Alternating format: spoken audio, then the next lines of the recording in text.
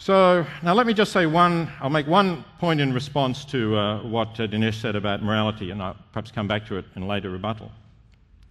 Dinesh said that compassion came into the world because of Christianity. He's historically wrong. If you know anything at all about Buddhism, you will know that compassion is a basic principle. Compassion not only for humans, incidentally, but for all sentient beings, is a first principle of Buddhism. And if you know your history, you know that Buddhism existed about 500 years before Jesus.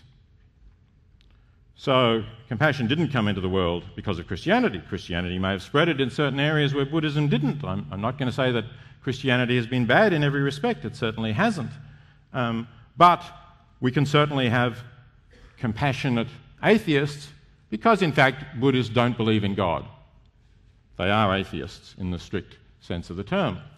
And yet, compassion is very important for them, and I would defy anyone to say that in general Christians are more compassionate than Buddhists are, though I'm not a Buddhist. I don't carry any particular baggage for Buddhism, but it's simply a fact on the record. It's also interesting that despite the alleged moral virtues of Christianity, the United States does not seem to be a more virtuous nation than the more secular nations of Europe or Australia. Okay, just to finish my sentence. If you look, for example, the Times had an article just last week, the prison population of the United States. The United States has 5% of the world's population. It has 25% of the world's prisoners, inmates. I'll rest with that. Thank you very much.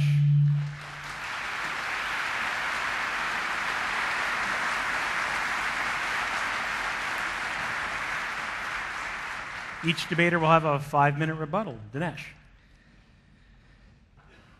Well, on the issue of Buddhism, if there's a famine tomorrow in Rwanda, you'll notice something very interesting, which is to say the Western nations will rush to help, send volunteers, the churches will send food, Doctors Without Borders, there'll be people writing checks. You'll notice that in the other cultures of the world there's a relative indifference, including cultures that have been influenced by Buddhism. Buddhism, of course, rejected in the land of its birth, India, and for many centuries having a very thin imprint on the world. So compassion as a practical matter embedded itself in Western civilization. There was an idea of it in Buddhism, but it was not really taken up by anyone. Now, with regard to the business about, the evidence of God, I don't want this to be a debate of two ships passing in the night, so I'm going to offer a couple of quick arguments because I then want to address Peter Singer's specific claims about suffering. We know we live in a universe that had a beginning. Now, everything that has a beginning, every material thing that has a beginning, has a cause. What is the cause of the universe? What is the cause for which the universe is in effect? You might say, could it be a natural cause? No, because the universe encompasses all that is natural. If something caused the universe, it would have to be something non-natural or, to put it somewhat differently, supernatural. This would be my first argument for the existence of a designer. Second, a universe is, you may say, fine-tuned for life. And what I mean by this is that our universe, not just our planet, but our entire universe has to be as old as it is and as big as it is and have the precise numerical values it does, the electromagnetic force, the gravitational force, the strong nuclear force, the so-called electroweak force.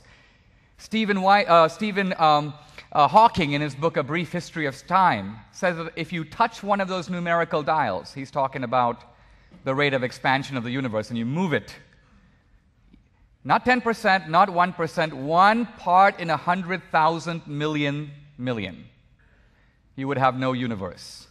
You would have no life. Our entire universe appears to be a kind of conspiracy to produce, you might say, us, beings that can contemplate such a universe. This argument has put atheism on the complete defensive. There is no alternative explanation of such a fine-tuned universe that makes more sense than to posit an intelligent creator. Finally, morality. What's interesting is that we are supposed to be Darwinian primates, and yet we have within us this unshakable conviction that we should frequently act against our self-interest. I'm walking in the riverbank, I hear someone shout, "Help, help, help." I'm not a very good swimmer. If I want to perpetuate my genes, I'll keep walking. That's not my wife or my daughter, that guy is no one to me. And yet if I keep walking, a little voice in my head says, "No, you really should try to help him, but I can't swim that well." This voice that we can't avoid, we all have it. In fact, if we don't have it, we're sociopaths or psychopaths.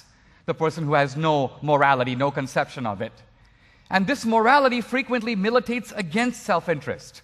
It has no Darwinian explanation. Where does this objective morality come from? Where does the moral law derive from, if not from a moral lawgiver? Now, I want to say a couple of things about suffering. I won't be able to do full justice to it in the time I have, but I'm happy to come back to it. The first point I want to make is that the atheists love to throw the argument about suffering as if they invented it. Actually, they got it out of the book of Job. This is an argument that Christians are not only familiar with, but have thought harder about than the sort of glib assertions of, well, what happens to the guy who was born with one arm or the child with cancer and so on. In Job's case, a tremendous reversal of fortunes, a very sophisticated argument. Call it imaginative if you will. Nevertheless, its intellectual content substantial. So that's the first point. We've thought about it. Second, hidden in Peter Singer's articulation of this argument is a Christian assumption. Because if you think about it, his whole argument was based upon caring. He essentially said, what about the child who gets cancer? What about the animal who suffers? The first question to ask is, if we are Darwinian primates, who cares? Why on earth would a dog care if a cat gets bitten? Why on earth would we, if our goal in life is to perpetuate our genes and promote our own self-interest, we would be relatively indifferent, particularly to the sufferings of strangers. Of course, if it's our relatives, you could say we share their genes. So I want to suggest that this presumption that we care is itself a legacy of theism, because it presumes that the other person like us has dignity. The other person like us is a creation, one may say, that has value in and of itself, that even though we don't suffer, we should nevertheless extend, if you will, empathy to this other creature. Peter Singer's been writing for years about animal rights. He's been pretty successful in winning converts. Unfortunately, all those converts are human. He hasn't been successful in getting animals to respect animal rights. Now,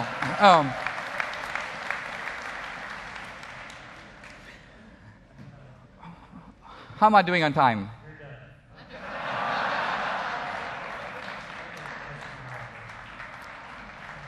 All right.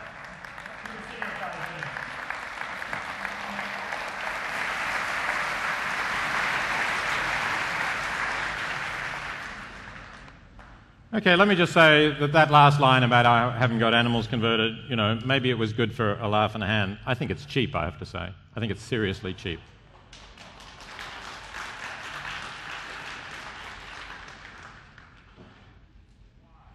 Why is it cheap? Because I never thought I could convert animals. I know that animals are different from us. I know that animals are not capable of listening to rational argument. It's implying that somehow I've made some sort of mistake where I never had. Of course that animals are different from us. Anybody who's read my work knows that I don't think animals are the same as us. I simply think that they have interests, they're capable of suffering, and we do wrong when we ignore their interests simply because they're not members of our species.